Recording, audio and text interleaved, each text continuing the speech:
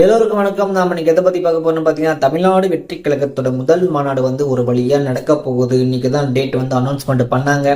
எங்க நடக்க போகுதுன்னு கேட்டீங்கன்னா, விழுப்புரம் மாவட்டத்தில் வந்து நடக்க போகுது.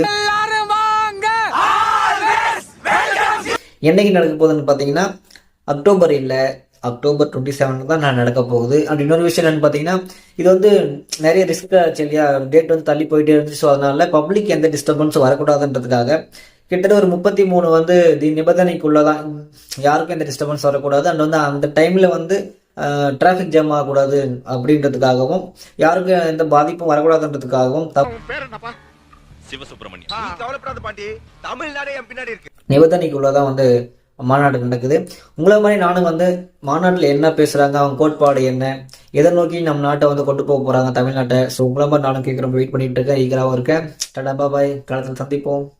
பேசுனதெல்லாம் கேட்டீங்கல்ல, எல்லாம்